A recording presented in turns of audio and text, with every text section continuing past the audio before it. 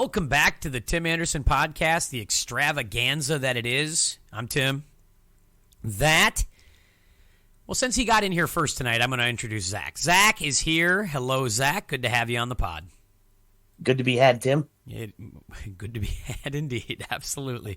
And on the other side, of course, it's week 2 of dad life for Ryan Nelson Kane. And he's still smiling, and he's still loving life. Last we checked, how are things? Well, it's day 12. Kid has a cold already. So, Yeah. Have we got to use the nose sucker outer already? Oh, yeah. Bought a humidifier, put that in his room. I left the humidifier running last night, and I walked in there at 4:30 to give him his night bottle, and it looked like a college dorm that had been hotboxed. Just full of mist and steam. But it's going well. He's feeling a little bit better. I'm a little stuffy because we all work in schools. You guys work more in a school than me, but I'm there after school, and everybody on my debate team is ill with something right now. So it's been a joy to work with them this year. I had the cold all last week. I'm still battling through it. I know Zach's battling through it tonight. I mean, it is the season right now, and this is back to the traditional school life. Like, hey, you know what? We're gonna fight through a cold. We're gonna fight through some stuff, and we're gonna build our immune systems back up. And by December, we're gonna be right as rain. That's right. And that's the way I feel about things. So it's good. Oh boy. Oh, boy, indeed. Yes, I know. Zach can't wait for that nice run of flu. Although now we're at that age, Zach, you and I. Ryan's still a little young pup. He's not there yet. But where the flu shot, when they offer it to you at the school, becomes something you're like, yeah, I should probably get that. It's that time. When you're in your 20s, you don't get a damn flu shot. You never, you're not in line for a flu shot. But in your 40s, that flu shot starts to look pretty damn enticing, doesn't it? This is the worst topic ever on the pod. I'm just talking about getting old, damn it. Anyway, guys, 3 weeks into the NFL season, I got to be honest. I can't really make heads or tails of this operation this year. We have 2 teams that are undefeated. They're the Philadelphia Eagles and the Miami Dolphins. And I don't care what either of you 2 clowns said. Nobody had those 2 teams as undefeated in June, July, August. Nobody thought those 2 teams would be the last 2 standing, and that we wouldn't have 2 teams only after week 3. It's been pretty incredible stuff. It seems to be more common now, though, that teams are losing earlier and earlier, and there's not that one team that's undefeated for a really long time. The trend this year does seem to be that we talk about 1 or 2 teams as the teams, and then they come out and they stumble. Where, last week we're talking about the Bills are unbeatable. The Bills are real great. They look like a complete football team. Now, you got, they went up against a hot Miami team, and Miami beats them, obviously at home. But, this week you kind of look at the Jacksonville Jaguars looking like a legitimate football team, revenge game for Dougie P going into Philadelphia, and you kind of wonder, is this the week Philadelphia stumbles? You feel like they would be due, right? There's a lot. I mean, it's a tough matchup. They got to bounce back very quickly. It kind of defies logic a little bit. It really does. And it also tells you, the other variables that we don't think about in the early part of the season, right? For example, having to go to Florida in September is still a task. It's still 100 degrees. It's still humid. It's still hot. And the war of attrition does tend to... You saw Buffalo at the end of that game, Zach. Diggs couldn't stand up. The cramping was there. Allen looked like he had to be helped off the field because he was just exhausted, spent. They ran 90 offensive plays in that humidity. They looked like the tired team. Lazard was throwing up after his touchdown catch in Tampa. Yeah. So I still don't think... I think that's it's something that we don't think about or talk about, but we should have. We really should see that coming. If you have to go to Florida in the first 3 months of the season, or the first month and a half of the season, and you're not a hot team already, you're an up north team that's not dealing with quite that. I mean, yeah, it's humid. It's humid up here too, but it's a different animal down in Florida with that heat index and what they got to deal with down there. Well, we talk about the last 2 months of the season, you go to Chicago, Green Bay, Buffalo, Cleveland, those Philadelphia, those open air northern stadiums we always talk about that as a home field advantage. You're right, we rarely talk about going to LA, going to, the southern stadiums that are open air early in the season. It is still hot. Miami, it's hot in college too. Certainly had the advantage in Miami on Sunday at noon. A noon kickoff in Miami. That baby was hot, and it wore Buffalo down. Like it changed the whole dynamic of Buffalo's game there. The heat was a real factor. It's a factor for sure, but let's not forget this Jacksonville-Philly game is going to be in Philly this weekend. That's true. That's true. And we have to and we have to throw that out too. But it makes you, because of what happened with Kansas City and Indy. I'm not trying to excuse Indy's loss in Jacksonville, but all of a sudden, like that loss, we were ready to maybe cross off Indianapolis a week ago, and now have to. I was ready. Yeah, you weren't. Yeah, you told me I couldn't. You told me I couldn't, and to your credit, you were right. But we have to look at that loss now differently than we did before, right? Because Jacksonville looks like they might be better than we thought, and playing in Jacksonville, Indy, that might have been a lot tougher than we thought, or than we were giving it credit for, I should say, because they come back the next week at home in a fight, but they beat Kansas City. Yeah, I think that I don't mean to cut you off, Zach. The thing that I'm looking to, we talked about Jacksonville going to Philadelphia. On Thursday night, Miami has to go to Cincinnati, who kind of came alive a little bit this week. So there's a couple of different balls in the air here of teams that kind of have to bounce back a little bit and go on the road after those good wins and see if they can hold up. And that really feels like a big game for Cincinnati too. Yep. So if Cincinnati falls to 1-3, I think there's definitely some issues, especially in that division. Right? We know that the Ravens are putting up all kinds of numbers on offense, and we think Cleveland's going to be decent even with the backup quarterback. Cleveland could be 3-1 after this week. Well, we knew their schedule wasn't super tough, right? Right. That was part of it. But, it's a good football team, right? We know the defense was good. They have a run game, and the quarterback is not getting them beat. And that's kind of what they need. Cleveland does feel like the most unlucky team. I think the Vikings are unlucky as hell, but you feel like Myles Garrett in a car crash yesterday. It's non-life-threatening, and he's okay, all that stuff, but he might not play this week. We don't really know. And it's my God, it's just, what are we doing? What's happening here? They gotta sacrifice something, I think there. They've got to they got to do something down there to kind of break this curse a little bit for them. Maybe don't, pay sexual predators the money that you pay them, but maybe that helps break the curse too. Or maybe it doesn't. I don't know. Maybe it's the next thing. It just feels like that team's got to overcome a lot of obstacles, but you're right. They should be 3-0, and they could easily be 3-1 at the end of the weekend. Think about another matchup. I like this Bengals matchup. I'm glad you brought it up. We'll talk about it certainly in the picks, but this is an interesting one for Miami and for Cincinnati. You mentioned the must-win factor for Cincinnati, Zach, but I also think for Miami it's going to be the real test to see their legitimacy, right? Because they have to come back after a big win. 3 days later, you got to go on the road. You got to try to win something in what will probably be a festive and tough environment. But we'll find out a lot about Miami this weekend, won't we? Yeah, and I don't know that it's must-win for the Bengals, but it's definitely a big game. Right, it puts them behind the 8 ball. The short week and the turnaround for Miami. I guess it's not a short week, is it? Right, it's a short week. They play Thursday. No, it's a Thursday game. It's Thursday. That's right. The Thursday game. So yeah, it's a short one. You got to turn around quick. On the road after a game in that heat and a big win, right? I could see Cincinnati winning this game. I totally could. In fact, I think the early line on this is that they're favored, which is bananas to me, but they're favored to win this game. Cincinnati's had kind of a rough start to the year, right? But they're still a very talented team. They've got a lot of pieces, and I wonder if you kind of expect a bit of a letdown from Miami a little bit, where it's the same thing we're talking about, right? You get really high on teams this year; they seem to just kind of fall off. for a week or two, and then they'll be back, right? We kind of talked about the game that Jacksonville played against LA.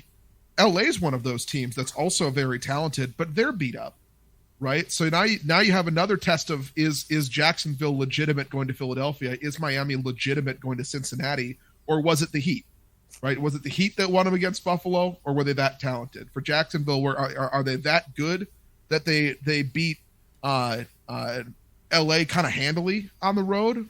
And are they going to be able to at least play well against Philadelphia? Or are they going to get their doors blown off like every other team that seems to have played Philadelphia so far, except for Detroit? How about this one? Philadelphia and Miami are the two last undefeated teams. Will either of them play in the Super Bowl? Yeah. Philly could. Philly could. I will give credit to Jalen Hurts on this because I showed a video. I don't know if you saw this. Which side would you bet on that? Would you bet that one makes it? I mean, that either of them make it or none of them make it? If I have the choice, I'll say none of them make it. Yeah. If you're giving me that choice, because I don't think both of them are making it. No way. Because if we're betting none, it's really those two versus the field, and I'll take the field in that because I think that Philly's defense is really, really, really good, especially at home. And their offense is doing a lot right now, but I don't know that it's sustainable for them. And they're gonna run up against some tougher teams. I don't like I said last week. I don't think Minnesota's as bad as they were against Philadelphia, and that was teams do well in their home openers typically. And I don't think Miami's as good as they looked against Buffalo. So Philadelphia, I think, is a team that defensively that's going to carry them, and that might make them the best team in the NFC. But I think the AFC is just so good that I don't know that Miami's the best team in the AFC long term, and I don't know that Philadelphia offensively is going to be able to sustain what they're doing. I mean, you say they're going to come up against better competition, but I don't know. Looking at their schedule, go through that schedule a little bit. Let me hear it. All right. Jaguars at Cardinals. Okay. Cowboys, Steelers. Yeah. At Houston. They could be 8-0. Commanders. The Cobra Commanders, they could be 9-0. At the Colts. That's a tough game. But yeah, still very but winnable. Home against the Packers. Still a tough game late in the season.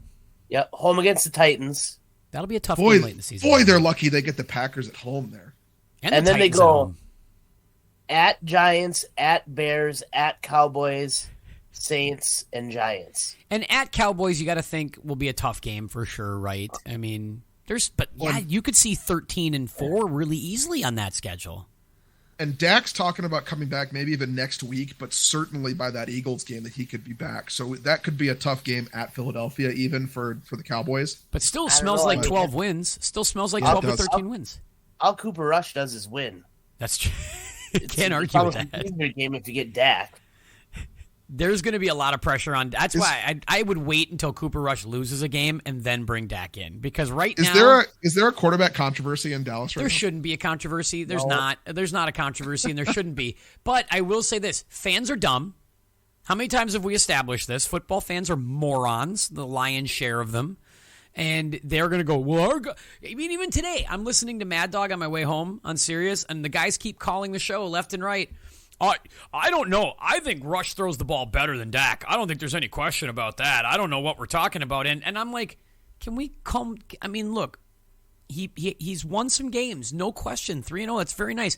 But let's stop. Let's stop. He's not Dan Marino. Let's calm down. Dak's the more talented quarterback, and he deserves to play when he gets back in. But they shouldn't rush Dak back. They should let this breathe. Let this bake. Make sure you're totally healthy. Let him lose a game even. This goes back to my long-standing thought on quarterbacks.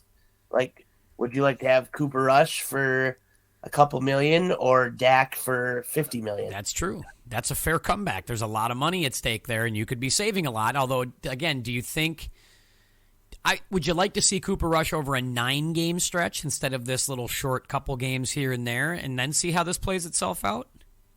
I don't know that I'm advocating that he's the guy, right? But it goes back to, is Dak Prescott, $40 million better than him? You can do a lot of stuff with your roster with another $40 million. Fair. That's very fair. They could get a second receiver because I'm not sure CeeDee Lamb is phenomenal, although he made a great catch last night. But let me say this, Ryan, just to close on the Jalen Hurts, like the Eagles thing, because I watched this video, and they were really walking through Jalen Hurts' mechanics from rookie year to now, and it looks like he's been in the lab. It really does look like he's been working at this for the last couple years. It looks different. It looks more fluid. It looks quicker. It looks more repeatable. Not that I'm a great quarterback mind. I mean, Zach could probably speak to this better than me, because I'm assuming Zach's probably even seen this same video that I have. I mean, he looks at film all the time and studies this stuff, but it's very clear to me that the Eagles made a call on Jalen Hurts. They're not paying him a ton of money. They bought low, and they've been able to groom him the way they want to groom him. And Nick Sirianni, I guess, has done a hell of a job here. He looks like a very different player. Well, I think that the change for Jalen Hurts, if you listen to the people who have been around him long term, he's improved steadily year to year from the time he was 17 years old. He's constantly working, and you see that paid off. I think that the arguably his biggest detriment was that he didn't have as much success as his counterparts at the University of Alabama. And that kind of played into how some people thought about Jalen Hurts. He ends up transferring to Oklahoma. And say what you want about Lincoln Riley, he does pretty well with quarterbacks. His defenses might not be great. The team itself might not be awesome, but he does produce some guys who can play. And Jalen Hurts is one of those guys. That's where you kind of started to see his uptick. He goes to Philadelphia. He struggles for a year. He starts to improve. You start to see the mechanics get better. You start to see, that he's seeing the field a little bit better. And I think that they've done a great job in Philadelphia of getting him up and growing him as a player. But I also think that this just speaks to him as a person and as a player, that he just outworks everybody. He's got talent for sure, but you don't get to this place from where he was, when we started watching him in the NFL. We were talking about, is this guy legitimate? Was it 2 years ago that he came in and we thought, there's no way this guy sticks. He's not very good. He's fumbling the ball. He's not throwing the ball well. And now we're talking about him as potentially an MVP candidate. I mean, this is a guy who has outworked everybody. Well, even last year, Zach, in the playoffs, when they lost to Tom last year, I was like, they ain't winning with that guy. That guy's not going to win them a big playoff game. I feel, and I mean, he has to still win a big playoff game, but his improvement can't be overlooked. Well, I think maybe we're a little overblown too with, he did lose the job in Alabama, but he lost it to another, Tua, who's also 3-0 quarterback as well. For sure. Right. And then he went to, like we said, to Oklahoma, where he's really good. And don't forget, even after he lost that job, he still came back and won. Right? He came back in relief and won the SEC title game. Yep. I mean, so it's not like he was playing at NDSU like Carson Wentz. I mean, he's playing good football. Look, I'm not saying he was a bad quarterback at Alabama. I'm saying that there was a perception that kind of came in that he lost that job, and perception for a lot of, we were just talking about, football fans are idiots. And there's this perception that kind of came about of Jalen Hurts that he was a bad quarterback, or that he was inconsistent, or that he wasn't good because he lost that job. But, people forget who he lost it to. You're right. Would you rather have Jalen Hurts or Tua? That's a good question. Right, I think I'd rather have Jalen Hurts, though, still. Just because I'm seeing that mechanic improvement. I still think Tua, even though it's weird when they flip the camera around and they make Tua right-handed on TV, it does look different. He looks pretty good mechanically right-handed. Maybe it's just awkward left-handed. I don't know, but it's interesting when they do that. I did like they flipped Josh Allen to left-handed. Yeah. And showed him chunking a couple throws, and it was pretty funny. Seeing that on Twitter this week.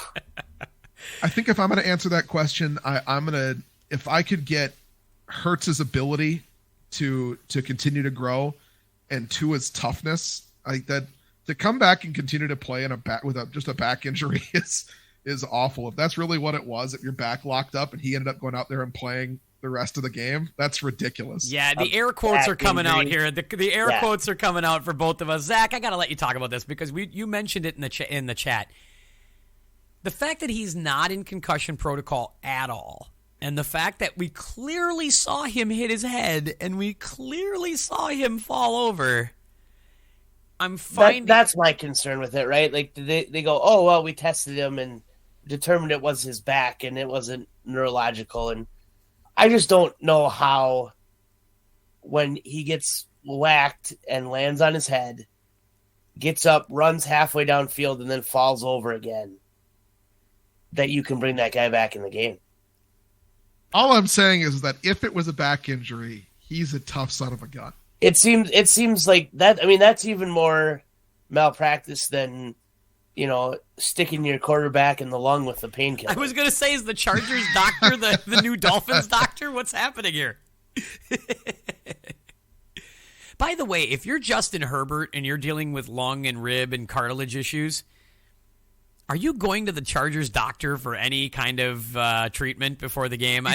Did he do? I wouldn't have. I'd been like, with all due respect, Doc. Like with all due respect, can I get somebody else? And I do mean anybody else. Literally anybody else. If I'm Justin Herbert, knowing what I know, right, knowing what Ryan Nelson-Kane knows, I'm calling the nurse who stuck the IV into my wife right before she went to go get the surgery to get that baby extracted from her, because that nurse was a bomb technician, and she got that done in 30 seconds with that ultrasound. I would not trust that doctor. I'm calling that nurse.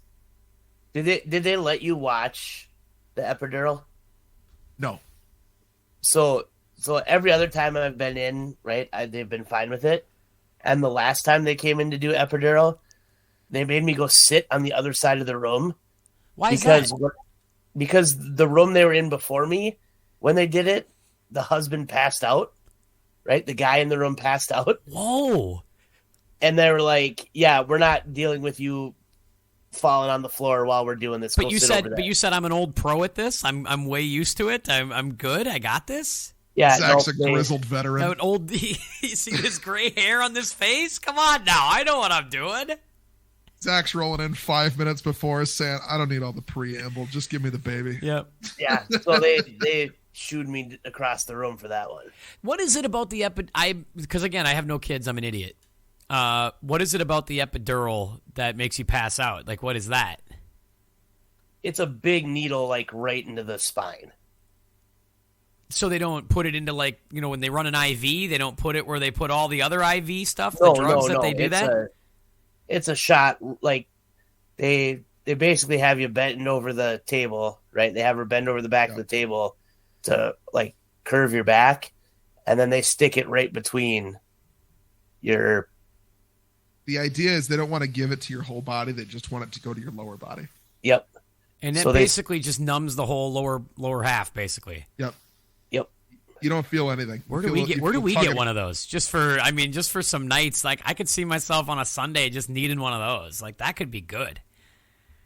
I don't even need to pee. I could just sit right there. It'd be great. Never even get up from the couch.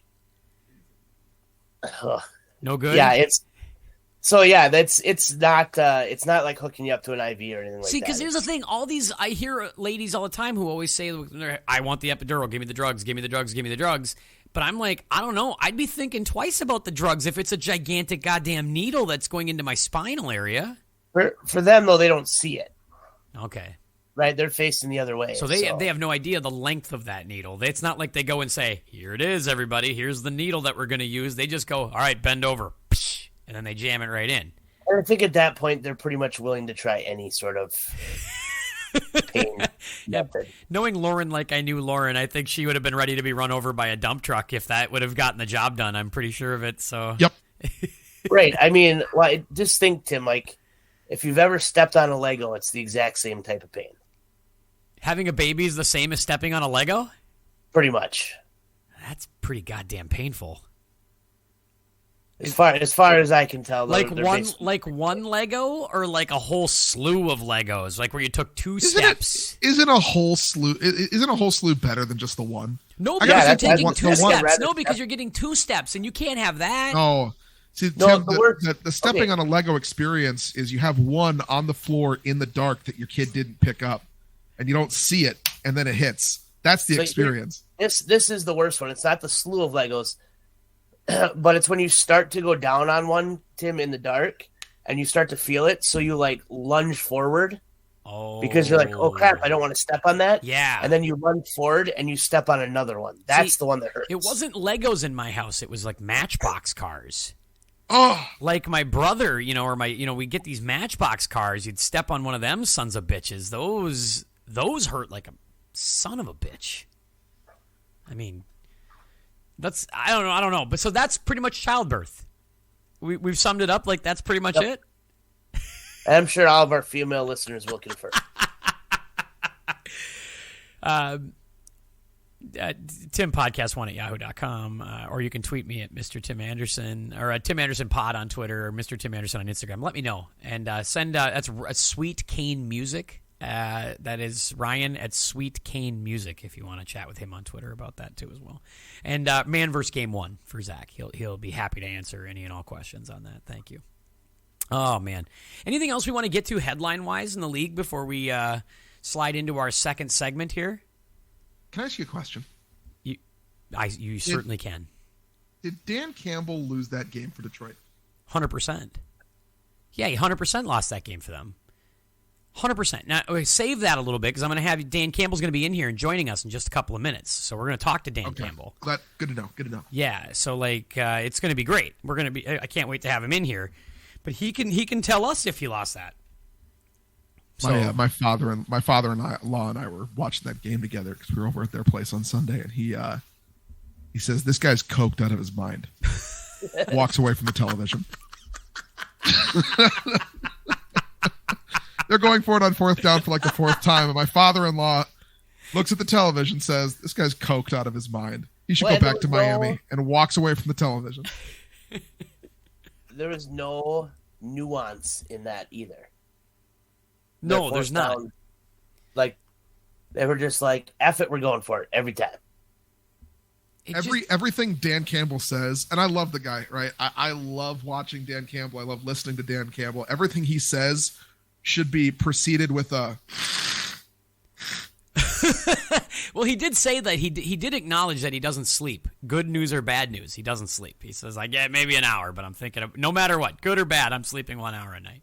He and I have that in common. I'm saying that's not positive. That's not good. That's not a good situation for him to be in. Speaking of that, new segment on the podcast. We're so excited to have guests. How good is this? As we do a little of what we like to call podcast role play, everybody. That's right. So we will have. Was it good for you? Is what we'll say. I'm going to get Marvin Gaye music playing in the background of this going forward. I got to make sure I have that next time. Have some Marvin Gaye music playing behind this sweet role playing that we're about to do, and that's Ryan and Zach are going to play the role of major figures in the National Football League, and we're going to ask them the pressing questions that we want to ask, and they're going to sit there and answer it because they're going to tap into the brain of these people that they are role-playing here tonight. So we're very, very excited. Ryan, since you brought it up, let's start with you. Role-play number 1. Sure. Ryan, you are Dan Campbell. All right. I think we all agree that we like you, Dan Campbell, and that we want you to be successful. But we have to acknowledge that eventually you have to win some of these close games, right? And at what point do we start to get concerned that maybe you're a little too erratic for your own good? I mean, frankly, I'm concerned now. It's my fault. I take full responsibility. To be honest, I think I should have gone for it on fourth down there. I think I said that in the press conference. But, we'll just press on. We'll keep doing what we're doing. It's all about grit, just biting kneecaps and doing what we got to do to win, and thought we did enough to win that game. Just didn't go our way. What are you doing kicking the field goal late, Campbell? What are you trying to do there? Just punt. Make Kirk Cousins go 70 yards. You know that's Kirk Cousins, right? Your lizard brain just kind of goes wild. I haven't had coffee in about 2.5, 3 hours, and the sleep starts to set in. And you just thought that you take the field goal there and trust that your defense is going to be able to stop them again, because they can't throw another 6 flags to give them first down. To be honest, I'm at a loss. I can't believe it. Are you saying the referees cost you the game? No, I wouldn't say anything like that. I lost us that game. It's my fault, but there were a lot of penalties in it. I just was shocked that that's the time you finally got gun shy. After all the fourth downs, when you could have punted earlier in the game with the lead. I appreciate the comment, but what I'll say is, I wouldn't call it gun shy. I would say that I ran out of bullets and I had to reload. So sometimes you got to throw the gun at them, and I tried to throw the gun and just missed. Fair enough. Coach, I want to thank you for your time. Appreciate you being here with us today on the pod. Yeah, of course. I've got a thing. We'll chat with you later. Thank you. Zach, you are Nathaniel Hackett. It hasn't been the most. It hasn't been the smoothest of 3 games to start a coaching career. It seems like the fans in Denver are already starting to boo the hell out of you. They're booing the hell out of Russ. You brought in an advisor to help you manage the game already 3 weeks into your coaching tenure. Is this a disaster? Are you one and done? What's going on here? First of all, I'd just like to say this is not my fault. When I was brought in here, I was told that I would have Aaron Rodgers as my quarterback, and instead I've been stuck with this vanilla midget at quarterback. He can't throw the ball. He can't run my offense. It's not what I was promised, and so I think that everyone needs to take a look, bigger thing. And let's be honest here: if the Colts were able to move on from Carson Wentz after a year, then I'll be able to move on from Russell after a year, and we can get a real quarterback in there. Are you saying that Russell Wilson is not a real quarterback and that your whole hope was pinned to Aaron Rodgers coming to Denver? Why else? That's why I was brought here. I was brought here to coach Aaron Rodgers here, not Russell Wilson. Did you think you were trading for Russell Wilson or Mr. Unlimited? I don't even know how to respond to that. I was told by Russell Wilson's Instagram that he was Mr. Unlimited. Oh, and did you see him picking out his suits for the week and his Subway commercial? Like, my God, people are turning on me. People are turning on me and not him. Like, I'm 2-1 in spite of him. Look around the division. I'm a better coach than what's going on in Las Vegas, right? The only thing that's missing in Las Vegas right now is Mark Davis wheeling out an overhead projector explaining why he's been fired. I'm a better quarterback, better coach than what's going on with the Chargers. You give me the Chargers, we'd be better than 1-2 like they are. I think you guys all need to take a look around. Coach, how many times has Sierra been in your team facility in the last 3 weeks? Too many. You won the game 11-10, Coach. You're supposed to be an offensive guy. Like, what the hell's going on here? 11 points on a Sunday night game? Your punter should be getting paid $240 million. Could we trade Russ for a punter? Maybe so. Are you optimistic you're going to turn this thing around and win? Can you get this to 10 wins? Turn it around? We're winning 2 out of every 3 games. What's to turn around? Do you really think you could beat like a good team right now? Do you think you could beat Buffalo? Do you think you could beat Tampa, Green Bay? Next question. Coach, I want to thank you for your time. I wish you best of luck in the rest of the season. We'll check back in with you a little later on. Thank you. Appreciate that. Ryan, you are Jacksonville Jaguars coach Doug Peterson. First of all, congratulations on tying Urban Meyer for sixth on the all-time wins list for Jacksonville Jaguars coaches. Thank you. Fuck Philadelphia. Boy, that's coming out strong. Do you? Speaking of that, do you want to take a minute and gloat? Do you want to peacock a little bit? You walked into this situation. All of a sudden, Trevor Lawrence looks like Johnny Unitas, and you look like you were wrong by the city of Philadelphia. The floor is yours, Coach. Well, look, I far be it from me to speak ill of an entire city. Jacksonville is a lovely town, and I'm very happy to be here. Trevor's a very talented quarterback. He was taken first overall. That's been well established. What I will say is to all of those whiskey guzzling, Santa fighting, uneducated, unable to read, illiterate, completely backward, wah sipping, donut stuffing morons that wear green and white.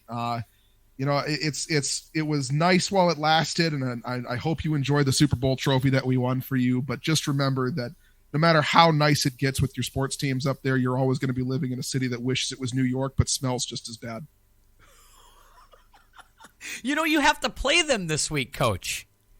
Yeah, and I obviously we're going to do our best to go up there and do what we do, which is beat teams we're not supposed to beat because we're the Jacksonville Jaguars, and that's what everybody thinks around here. But the number one thing that I would take from this conversation is I think that everybody in Philadelphia is waiting for the bus to hit them, so that's the only way they can get out of that godforsaken city with the settlement that they're going to take from the city. So whatever it is that they're paying their city workers, it's too much, and they should just be just turn it into a giant prison complex instead. Over under 2.5 batteries that hit you this weekend. You know what? I hope it's over because I'd like to take all those people to court and make sure they go to jail where they belong. And one last question for me: Will you be increasing NTN's usage because my fantasy teams would really like to know? We'd really like to get him involved. It's a matter of monitoring his usage at this point. We want to make sure that the Achilles is completely worked back. I mean, obviously he's a very talented player. He and Trevor have a good rapport.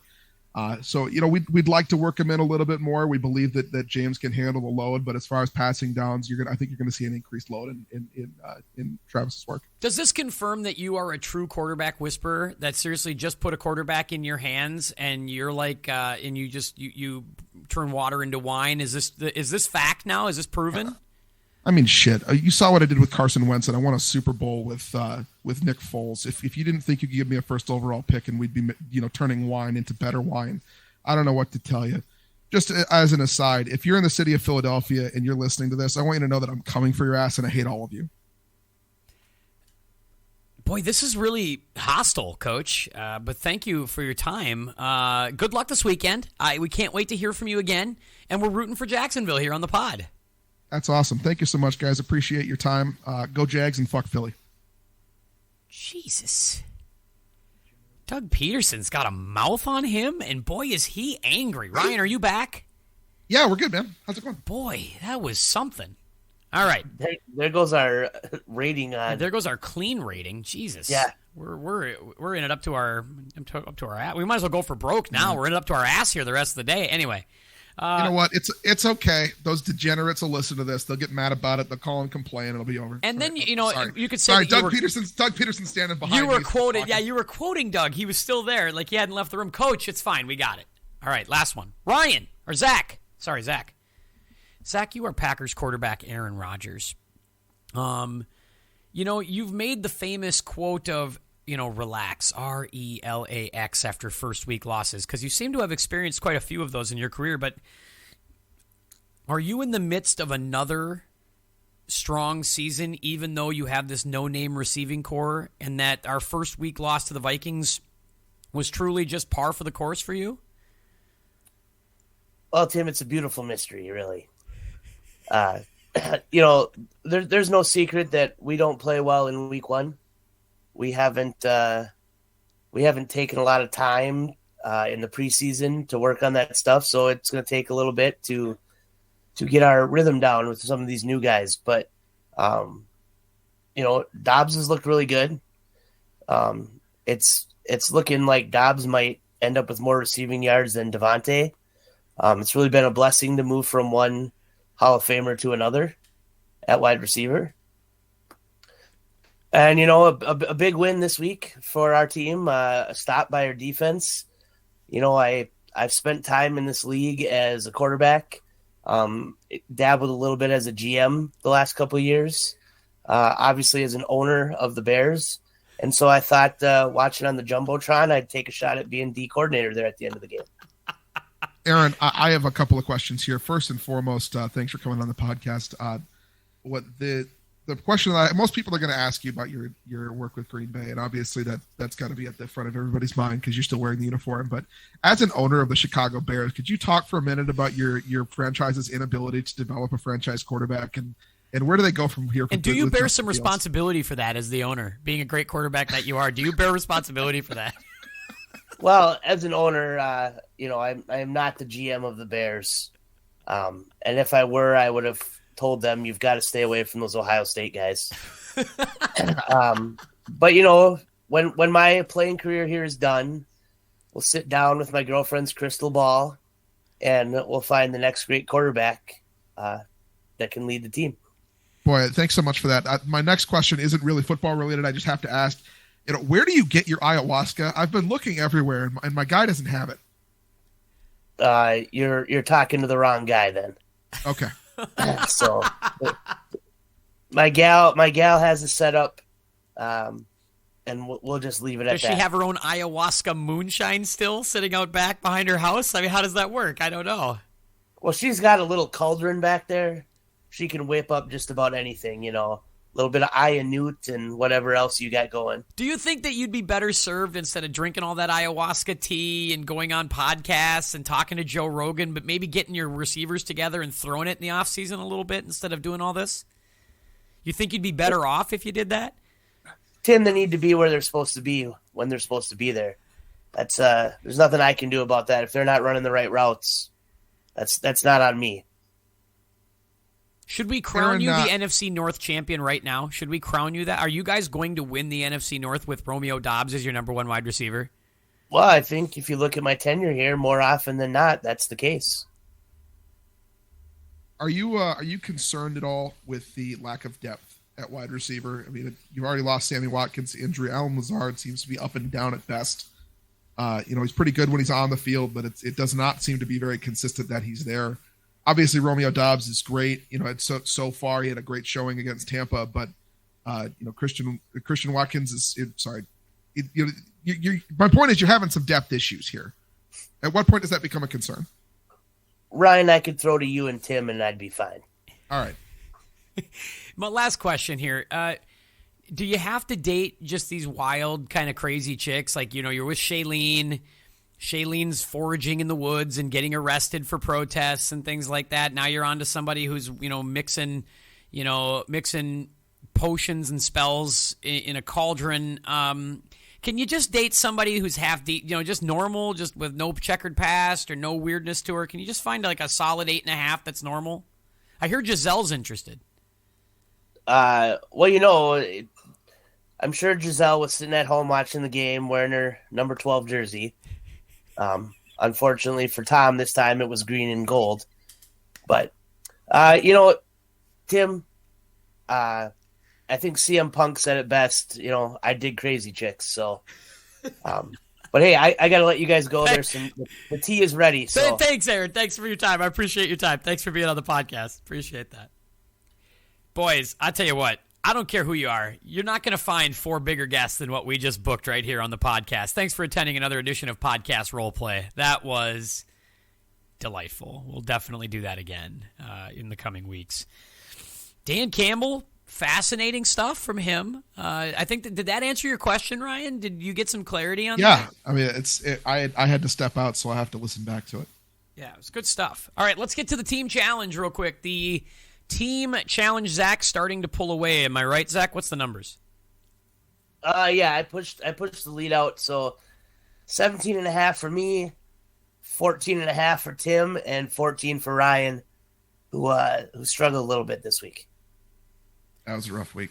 Rough week, but plenty of chances to get back in it. Zach seems to have got the deeper team right now out of the three of us. All right, I think. Yep, go ahead. not to dwell too long on it, but my last 3 picks are Browns, Jags, and Bears, and they all have multiple wins. That's true. I mean, the Bears so stealing those couple of wins. Yeah. Can they last thing before we get into picks this week, the Bears cannot continue to win these games with Justin Fields throwing for 100 yards and 8 completions. Am I right? Like, they cannot continue on this path and be a 7-win outfit. He could throw 10 passes next week and beat the Bears. Beat the Giants. Yeah. I suppose. After that, though, it starts to get tougher, right? Then they're Vikings, Commanders, Patriots, Cowboys, Dolphins, So, no, I don't think so. They can win a handful of games. But I think we've seen now, right? There are 2 different coaching staffs that are afraid to let him throw the ball. And that should say something. Ryan's convinced that he just needs to go somewhere else and he'll be a Pro Bowl quarterback, which, by the way, doesn't exist anymore. But, hey, that's we'll get into that in just a second. But, Ryan, what are you seeing that makes you convinced that he's still a potential big-time player?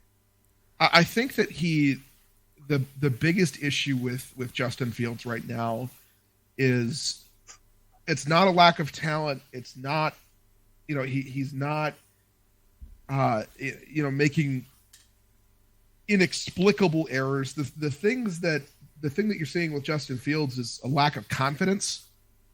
And I think that, first of all, the organization has done him absolutely no favors. He's got basically nobody to throw the ball to. Darnell Mooney's supposed to be a great player. Darnell Mooney's an okay player. All I heard all offseason was how the Bears receivers were better than the Packers. Yeah, I don't know who was telling you that, but it was everywhere. First of all, I wasn't saying that because the Bears have nobody. Did Cole Kmet catch a ball this week? He caught one ball. He might have caught one Kmet ball. watch still? Okay. Either way, the Bears have nobody. The offensive line continues to struggle in pass protection. Now, in run blocking, they seem to be doing okay, right? But pass protection seems to be a problem for them. And he has no confidence. And if you have 2 coaching staffs in a row, if all you've known in the NFL are coaching staffs that don't trust you, regardless of the reason, you're not going to be a confident passer. And you have to at least trust that you can get the ball there. And I just think that he needs a change of scenery before anything could get better. I just don't think it's never going to get better in Chicago. What about all the videos of him after the game? He's on the treadmill and, lifting weights. And what do you think about those? I don't know. Guys are going to do what they can do to build their brand. He's got to have some kind of positive, right? How about complete 15 passes? Build that for your brand. Good Christ, who cares how many bench presses you can do? It reminds me of Russell Wilson stuff right now. When's he going to invisible high fives before the game? Running plays in the end zone by himself. I just want to see him what I saw out of Daniel Jones last night was far more encouraging than anything I've seen out of Justin Fields. Daniel Jones at least showed me some grit last night. He showed me some toughness. He stood in there and made a couple of tough throws. I'd like to see Justin Fields stand in there and make one tough throw, just one. Haven't seen it yet. Still waiting. Yeah, and it's important to note that the Bears' 2 wins have both been close and at home. They're on the road this week. They're on the road next week. They get the Commanders at home. They're on the road. Their tough games are on the road right now, and they have a tough game at home against the Dolphins. They're 2. I don't want to say easiest wins because there's no such thing as an easy win in the NFL, but they're on the road against Atlanta and on the road against the Jets. Atlanta's plucky. I don't want to play Atlanta right now. Atlanta looks dangerous. For sure, but talent-wise, they're comparable. And then I think you look at the last 5 games. Yeah, they're mostly at home, but it's Packers, Eagles, Bills, Lions, Vikings. That's a tough stretch. So, Ryan, did you watch the Bears versus Packers? I saw a good chunk of it. I slept. I'm not going to lie to you. I slept for a chunk of it too. That's fine. So that game really felt similar in style to the game that you and I went to at Lambeau last year with the Vikings. Sure. Right? When it was like Sean Mannion's at quarterback and they're just trying to keep it close as long as they can. And then it starts to get away from them. And even then, they're still like, well, we're still going to run the ball on 1st and 2nd down, and then we'll throw it on 3rd and 9. And you would agree, like, that was a complete system failure in that game, right? For Minnesota. Yeah. And it felt exactly the same, I think, for the Bears. So I think if you don't trust him, even if you don't trust him, then you know what I think you need to just take the leash off and go for it. And if he fails, like, fail spectacularly. Exactly. Yeah. So that you know you can move on. Because doing what you're doing, it only hurts him. Yeah. Right? And you're not, if you continue to keep him on a leash, right, where you're not letting him play his game, all you're doing is hurting yourself because you don't know where exactly he needs to grow. Right? You don't see him playing out. You don't see him doing the things that he does naturally, which is, I mean, even if you watched him at Ohio State, you know that he's an improviser, right? He rolls out, he throws the ball on the run. He needs to make more time. He needs to create opportunities. And if he doesn't feel like he can do that within your offensive system, then, I mean, you're kind of taking away his strength. So, and then you end up in the Daniel Jones situation when you're on year 5 and you still aren't sure. Right. But at least they let Daniel Jones, like, some of this is on the coaches and all this, but at least they let Daniel Jones try to make plays. They let him throw. The issue with them is what we saw last night is, I mean, there was no help. The offensive line gave him no chance last night to win, and other than Saquon Barkley, there's no weapons. There's nobody to throw to. Kenny Golladay sucks. You know, I mean, there's nothing there. I'm not saying it's a Daniel Jones problem, right? But, like, you can't get to year 5 with your first-round quarterback and not know. That's fair. I agree. If he's the guy or not. But you also have to think about this: the modern quarterback, right? Not the guys who were drafted in 2004, 2005, like the greats who are in the league right now. Say that's not modern. But even to some extent, like Aaron Rodgers was this way too. The model for a quarterback is you don't have to run, but you have to have enough mobility to make something happen out of nothing. And to take that part of somebody's game away from them when that's their strength, like that's who Justin Fields is, that's who Daniel Jones is. And you have Justin Fields has been in the NFL for what, 2-3 years now, 2 years, I think. 2 years, yeah. And you look at if you're going to put him kind of against Daniel Jones, which I think is a good comparison. Daniel Jones, for his first couple of years, he was in this kind of stifled offense that really didn't allow him to run around and make a whole lot of plays. Now, he didn't have a whole lot of help, and he still doesn't.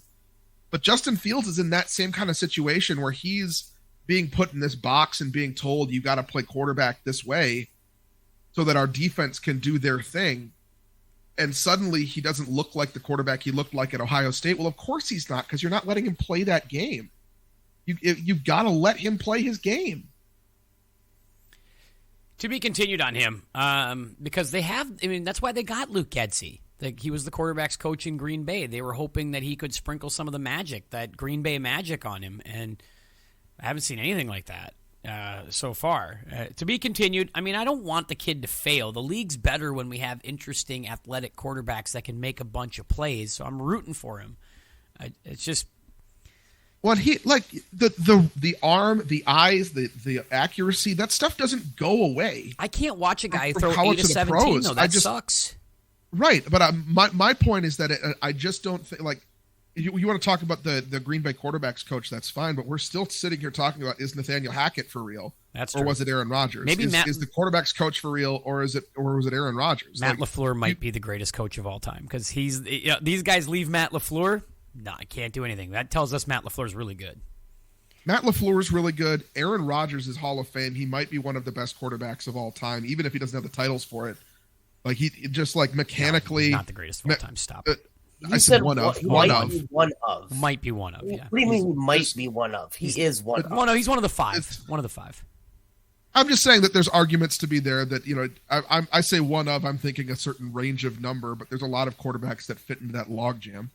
Fair. So I'm just saying that it's arguable. We just like picking at your arguments, Ryan. This is debate. This is debate time for us. Like I know, and I'm sitting here clarifying because I'm terrified of being taken out of context. Because it always seems to happen to me. The point that I'm making though is, you know, Aaron Rodgers is going to make a lot of people look really good. Is Devontae Adams good? Right? He's a really good receiver, but is he as good as he was in Green Bay in Vegas? I think we could agree that through 3 weeks, probably not. I mean, he's got a touchdown in every game. Yeah, I mean, good for him, but he's the only major weapon in that offense right now because Derek Carr can't do anything else. And I don't know. Well, that's another topic. But my point is this, right? If you're going to take from Green Bay and try to say this is going to make us better, you better be damn sure that that's what you're getting, right? And I just don't know that that's what you're getting to help Justin Fields in that situation. I don't think in Chicago it's ever going to be good for Justin Fields. To be continued. Time to get to the picks, the prediction segment. Through 2 weeks, Zach and Tim are 7-3. Ryan scuffling 3-7 out of the blocks here the first 2 weeks of the season. But Ryan, since you are trailing, I'm going to give you first crack at everything this week. Normally we like to alternate. I'm going to give you first crack to try to turn this thing around so that your picks cannot be moved in any one way or the other here. Okay. Here we go. First pick, first game. Jacksonville at Philadelphia. The Eagles are 6.5-point favorites as of right now. Where are you going? Eagles win, Jags cover. Eagles win, Jags cover. We'll take it. I think the Eagles are going to win and cover. The Jags are a good story, but they're not ready to compete on this level yet. And they've beaten, average teams. And this is not one of those weird short weeks or anything quirky. There's no real weather issues, as Ryan brought up here. This is just your standard, prep week to get ready for a game. And, give me Philadelphia in this spot. In Philly, I think the Doug Peterson stuff's going to be big. I think they're going to make a big deal out of it early. But after that, we're playing football. And I think the Eagles right now just have more talent. The A.J. Brown pick, we talked about this on draft night, Ryan. I felt like that was a great trade for Philly, and I thought it changed everything for the Eagles, and it's bearing fruit right now. He's off to an amazing start. Yeah, for sure. I mean, you kind of knew that that's what was going to happen when he came in, though, is he'd become the number one wide receiver, and he'd take the pressure off of the young guys that they were trying to grow at the other parts of the position, and he's doing his job, and it helps that Jalen Hurts has stepped up too. But again, for Jalen Hurts, it helps to have those kinds of weapons around you. Absolutely. So I'm going to take Philly. I think we're all on Philly, except Ryan's going to take Philly to not cover but win the game for sure. So we'll keep an eye on that. We'll go with it. Buffalo, 3-point favorites at Baltimore. Should be a great game, actually. I'm really looking forward to this one. We'll see if Buffalo responds. Ryan, what happens? I think I want. What's the line on this? It's 3 points for Buffalo. My gut says Buffalo, but I have to make up a pick. I think that this could go either way. I think Buffalo struggles with mobile quarterbacks. If you can get out of the pocket and force that rush to chase you a little bit, I don't think they're quite as effective. I think Lamar Jackson is the kind of quarterback that gives Buffalo problems, but I don't know. Buffalo's really good, and I don't think that they're the kind of team that loses twice in a row. So I'm going to take Buffalo. All right, I'm taking Baltimore. So there's your chance to make up a game. Okay. I just think home field advantage. Buffalo coming off of that game in the heat, an emotional game. A game that makes you want to throw your iPad. Microsoft Surface Pros. Let's not. Yeah, I still think Buffalo's the best team in the NFL. I stand by that. I'm going to take Buffalo to win, but would I be surprised if this is a tough week or they lose this week? No, I wouldn't be, because we have guys that we're not sure about health-wise. Diggs left the game hobbling. Is he going to get back right? You're right. These emotional losses sometimes can have a hangover effect. So Baltimore, they're right for the picking, I think, but I'm going to think Josh Allen wills them to victory here on the road. This is a big prove-it game for Buffalo. I think Buffalo's the best team in the league. Still, I'm going to stand by that, and so I think they win this game. I'll take Buffalo. Ryan, in a game that might be played at US Bank Stadium, I don't know if it's official yet, but in a game that might be played at US Bank Stadium on Sunday Night Football, the Kansas City Chiefs against the Tampa Bay Buccaneers. 2-point favorites, or 2-point favorites for Kansas City. Okay, this is another one where I'm a little on the fence, and I'll explain why. I don't think Kansas City, like Buffalo, I don't think Kansas City is a team that loses 2 games in a row. They're just. But neither does Tampa. Something's got to give. Right. They're just a really good football team. Tampa's defense is very good. It is very good. And if I think that if there's a team that can give Kansas City some fits, I think it's Tampa. I just don't know that Tampa has the firepower right now to keep up with that Kansas City offense if they can get going. So I'm going to take Kansas City, especially if it's in a neutral site. We all agree we're going Sunday night if they move it here, right? I got to find a way. I got to work Sunday night. I can't go. I got to talk to the wife, because I got to find a way, because I mean, a chance to see Tom live, like in a setting like that, would be pretty incredible. Yeah. Ryan, you look like you're coming down with something. Yeah. I'm cold. Oh, yeah. You're right. Oh, God, you're right. I work from home, though. Right? I actually can. You're right. I could. Ryan, I'd be home by 11. I'd be home by 11. I'm going to take Kansas City.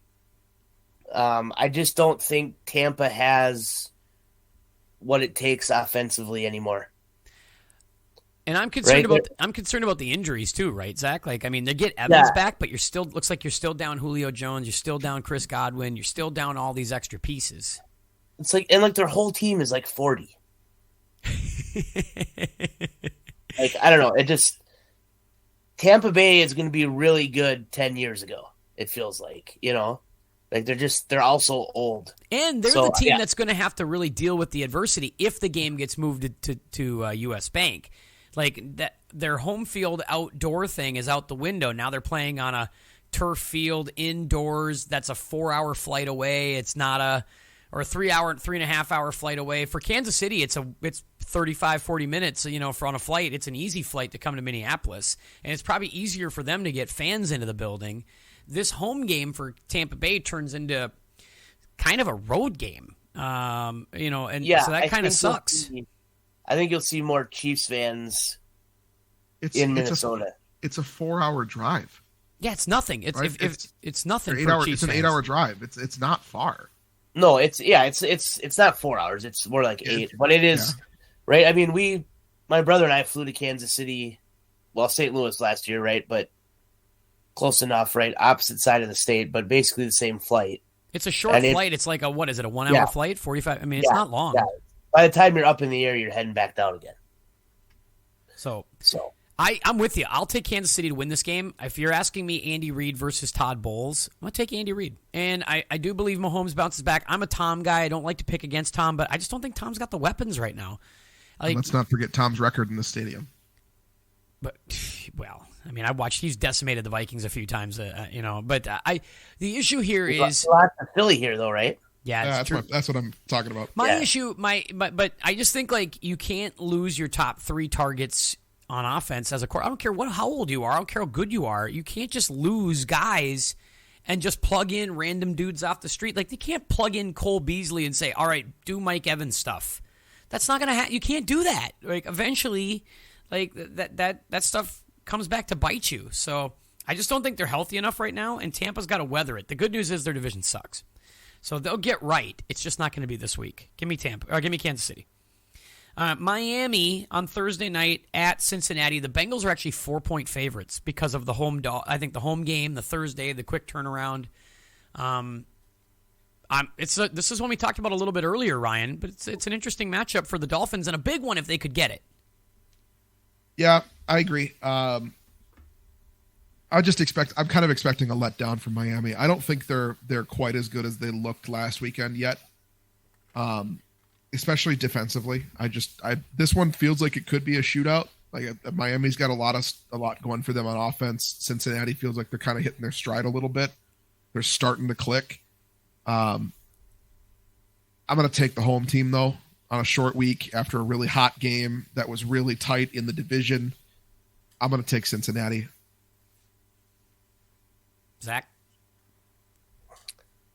I also like Cincinnati in this game. I think that,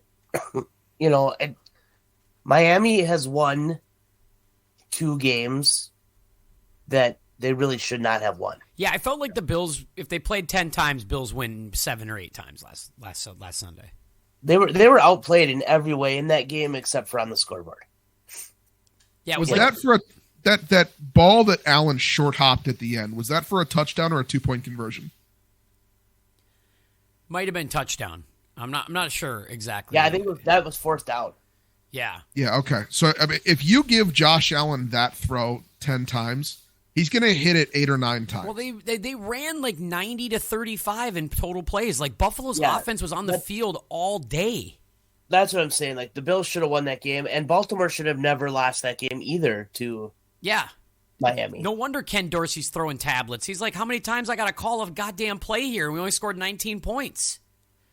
I mean, they ran up and down the field, and then they had a couple of missed. They had some tough turnovers and some bad moments. And again, guys went down. But I am going to take Miami to win this game because I'm not a believer in Cincinnati. Like, I'm not sure I'm a believer yet. Jamar Chase hasn't, he's figured it out. Like, guys double team me in this league? Yeah, figure it out. Get open. All the good receivers get double teamed. Get open. Find a way. I haven't seen him blow up and be the big factor yet. And I don't think the guys are stepping up around him, whether it's Boyd or it's Higgins or it's, whatever. And Burrow's still getting hit like way too many times, like way too much. And I'm concerned about that. So on a short week, especially, you're putting the quarterback out there to get teed off on a Thursday night. I worry about Joe Burrow here. I'll take Miami. I think Miami wins this game. Last one. Monday night. The LA Rams at the 49ers. 49ers didn't look good, but I'm willing to draw a line through that because I don't think we saw Jimmy G much in the offseason, so he needs a little time, I think. But the Rams are 2.5-point favorites here. Neither team looks good. Neither team looks good through 3 weeks. Ryan, where are we going? Yeah, I'm going to go with my gut on this, and I'm going to take the Rams. I think that despite a bit of a slow start for them, despite some problems, I think that they are largely healthier. I think their defense is a little bit better than San Francisco's offense. And I don't think we quite understand the level of impact that losing Trent Williams is going to have on San Francisco. The Rams are better at quarterback, head coach, and defense. So I'll take the Rams. Yeah. I'll take the Rams as well. I think the Niners are going to get better. Like, I think they'll figure it out with Garoppolo and they'll improve. It wasn't a good showing over the weekend in Denver, but I think he's going to need more time. Like, I just think, he did. This is what happens when you don't invite the guy to off-season workouts and the quarterback coach doesn't work with him until literally last week. Like, that happens. Like, you tend to have those things when you don't work with the quarterback. That's just kind of my thought. All right, so we'll keep an eye on those picks. We'll let you know, and we will update that on next week's pod. Quick power rankings. I expect these to change a little bit from last week. So who's our 5th place team? Who are we going with? Zach, I'll start with you. I've got Green Bay. That defense is legit, and they're only going to get better offensively. Going with Green Bay. Ryan. Hold on, I have them written down. I'm trying to find them here. I'm going to go with the Rams. The Rams at 5. I'm going to stay with Kansas City at 5 because I think Kansas City's going to beat Tampa Bay this weekend. I need one more game out of Green Bay, I think. One more just to show me because, I mean, they did win, and they don't have to apologize for that. It was a great win against Tampa Bay on the road. Still only scored 14 points, and they were still a 2-point conversion away from being in a real dogfight there at the end. Against a very good defense in the heat, no question about it. I'm not taking anything away there. I just want to see one more game on Green Bay. But I'm almost there. I'm almost there on the Packers. So I will take Kansas City in the 5 spot, dropping from 2 to 5 this week. So I'll stay with them there. 4. Zach, go ahead. Number 4. My number 4 team is the same as last week, the Miami Dolphins. Miami Dolphins stay at 4. And I'm sure you guys have them higher, but for all those reasons we talked about earlier, like I don't think they should have won 2 of those games. And looking forward, I don't see them sustaining. So, Ryan? My number 4 team is the Miami Dolphins. My number 4 is the Baltimore Ravens. I think the Ravens showed a nice bounce back last week. I still think Lamar Jackson's off to a really good start. I think they're a dangerous team. Before they lost to Miami, when they were up 15 against the Miami Dolphins in week 2, I thought they were the 3rd best team in the league. I'm not ready to call them the 3rd best team in the league yet, but I think that win last week validated a lot more of what I was seeing and what I was feeling. So I'm back on the train with Baltimore. I think Baltimore is the 4th best team in the league right now. I will take them. I have them at number 3. Baltimore at 3 for you. Okay. Yep. And I do, again, right? A win is a win and a loss is a loss. But right, I mean they were throttling the Dolphins there. I mean, imagine if they had won that game, what we'd be saying about them right now. Correct.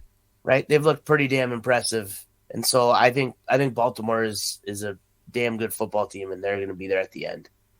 I think you're right. I completely agree. Ryan, who's number 3 now to you since we heard the Baltimore Ravens are 3? Baltimore for me as well. Baltimore for you as well. And this is where I have Miami. I have Miami here at 3. Again, to the victor go the spoils. They did, they beat Buffalo. They won that game. They don't have to apologize for that.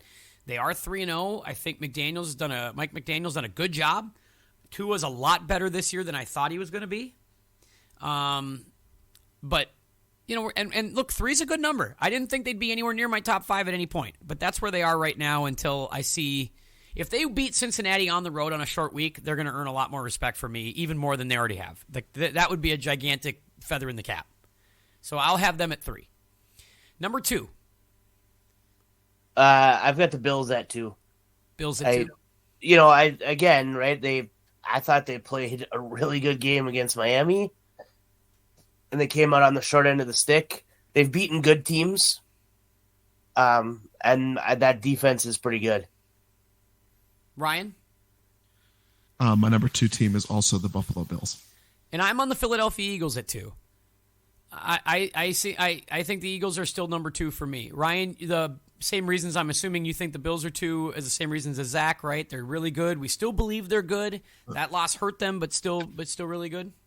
Well, I think that I have to knock them down a peg just because my number 1 team's undefeated. And it's kind of I think that if I look at the teams that other than this week, right, because they beat up on a pretty bad Commanders team, so obviously I have the Eagles number 1.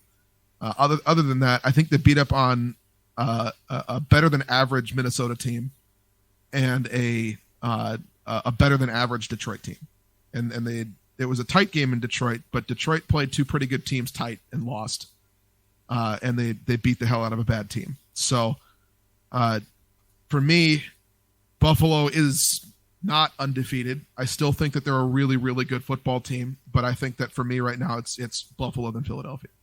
And you have Philly as well, Zach? Yeah, I do. Philly's my number 1 team right now. I think they've done it with offense. You're hearing about Tua winning in the pocket, which has been or Hurts winning in the pocket. Hurts winning in the pocket, right? Which is a big deal for them. And defensively, they've been good, not great, but they're doing enough there. And I just think that offensively, they bring a little more to the table than the Bills do right now. And that's saying something because the Bills are pretty good, but I think I would worry more about the Philly offense right now than Buffalo. And I'm going to take Buffalo at number 1 still because, everybody's entitled to lose a game or two in this league. That's going to happen. There's not going to be a lot of undefeated games. And as Ryan said pretty adroitly last week, that is a tough spot to go to Miami week 3 of the season. I don't think we gave the heat index or the challenges of going on the road and playing there that early in the season. It's a tough place to play. I think they're still good. I think they're really good. I still think they're the best team in the league. They passed all of those eye tests for me. I still think they're going to win a bunch of games. We agreed, Ryan, in the over-under that this was the tough stretch for Buffalo, that their record, even after 6 weeks, was not necessarily going to be indicative of how good they are, and they're better than I thought they would be. Yeah, but me too. I mean, we talked, like you said, we talked about this in the over-under podcast. It was Buffalo has an exceptionally difficult schedule, and they're going to lose more games than they should on paper, just because they're playing tough team after tough team after tough team. They don't really get a break. To have Rams, at Baltimore, at Miami, 3 of the first 4 weeks, and home. That's really tough to open the season. That's really tough.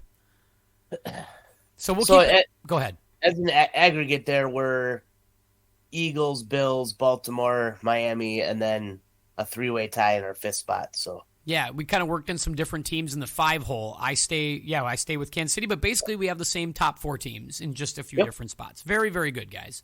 We're not all over the place like last year. Last year was a bit of an exercise in futility trying to get these power rankings dialed in, but we're starting to get there now, which is a good thing. Starting to see it clearly. I like that. Time for the Eliminator. Go ahead. Last year, you guys were doubting the Packers early, so I started putting them at 1 right away. It was out of spite. Yes, that's what it was. Yeah. All right. Excuse me. The Eliminator. We have eliminated 2 teams. We have a real debate this week. We do. The Falcons were eliminated week 1.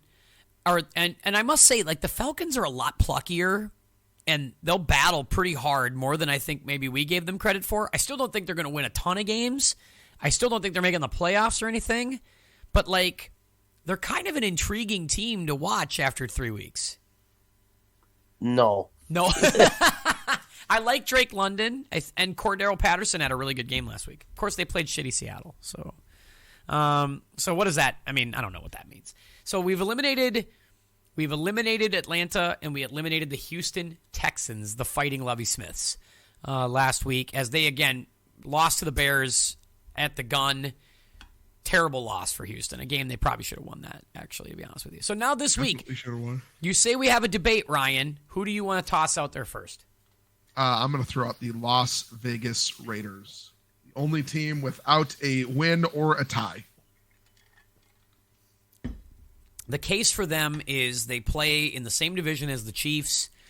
The Broncos already have 2 wins on them in the win column, and we think Denver sucks. And they already have a loss to the Chargers, and they don't look like they're any good. Yeah, I think that Derek Carr looks overmatched for the umpteenth year in a row. They added Devontae Adams, and there's a case to be made that they had way more holes on defense than they needed at wide receiver.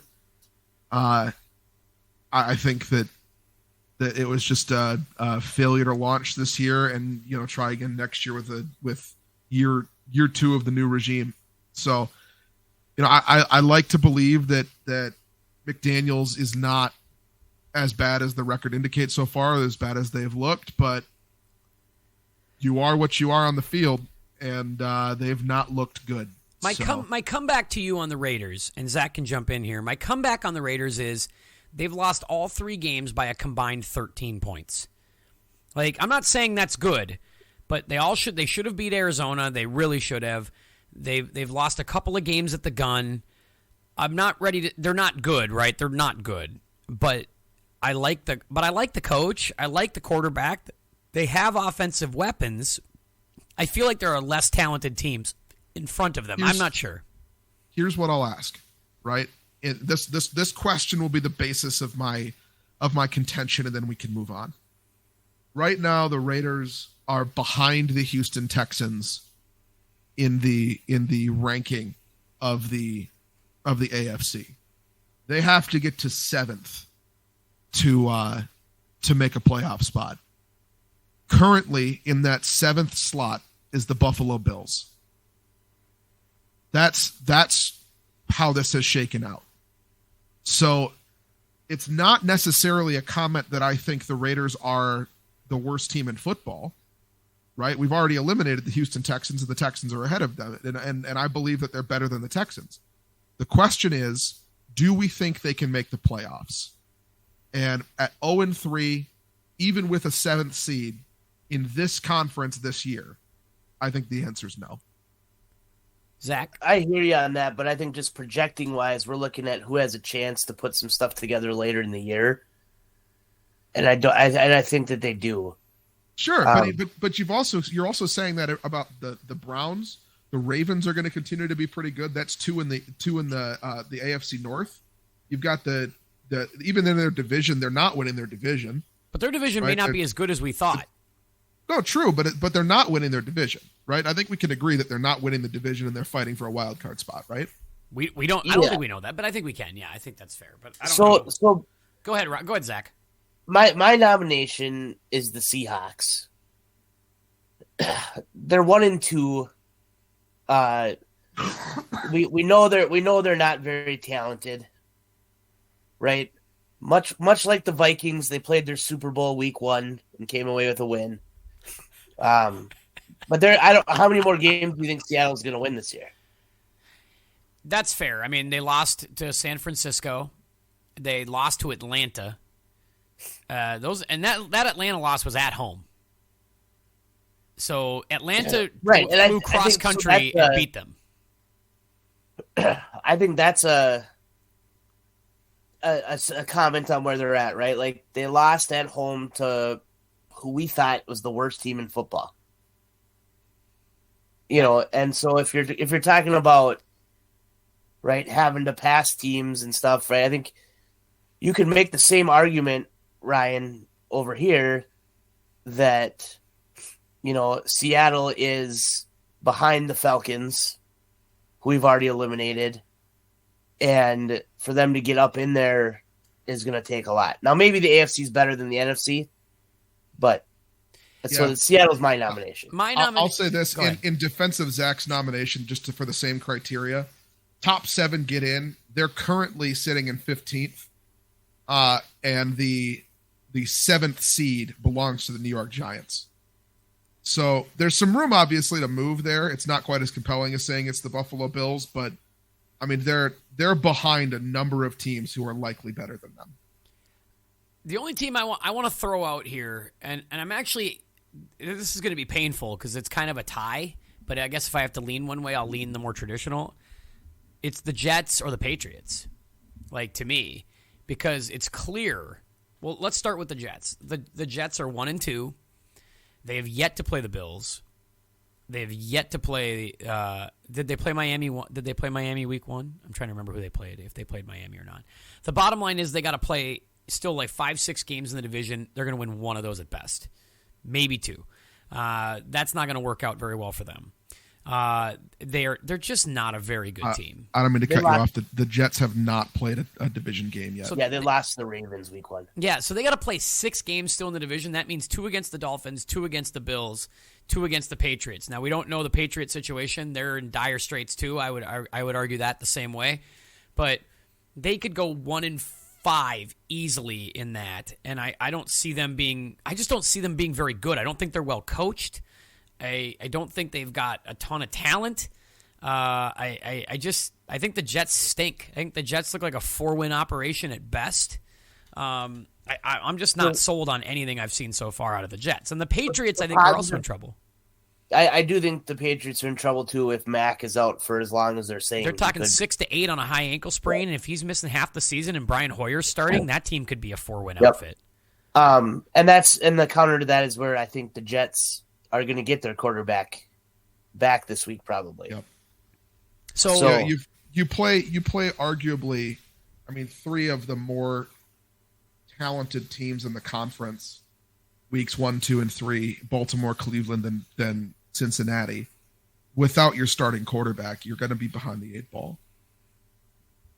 So we can hold on the Jets. I'm fine. I think I just wanted to make a case because I haven't seen anything interesting out of them yet. I like their wide receiver. I mean, Wilson looks like a really talented player. I guess then that brings me to New England. I'm concerned about New England like crazy.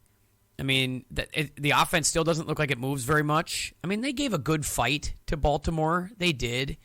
But in the end, you saw exactly that. There was a lack of talent. Baltimore ran away at the end. Mac gets hurt at the end. And, if they already don't have a lot of talent on offense, and to lose the quarterback, boy, I don't know. It doesn't look good in New England. I have a proposal for you, Tim. Okay.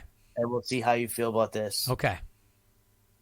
I think we go with either the Raiders or Seattle this week. Okay. But then we declare next week's Jets at Steelers game a loser leaves town match. Ooh, our first loser leaves town of the year. We could definitely talk about that. All right. We don't have to necessarily guarantee that, but But we can look at that as a potential loser leaves town match. Yeah. Yes. On New England, just briefly, I was listening to Sirius XM. Thanks, Tim, for the heads up on that. And the word that I heard from Pat Kerwin was the Patriots are a well-coached bunch of average guys. Yeah, they just don't have any talent. There's no game breaker players there at all, like none. They're not even defensively, right? That New England for years has had a couple of guys on defense you could count on to make plays at points when you needed them, and they just don't have it. Yeah, Judon is their best player on defense without question. He's their best guy. But like Nelson Aguilar is like their game breaker on offense. Jacoby Myers, pass. Like that's not good at all. All right, so we're back to Seattle and Vegas.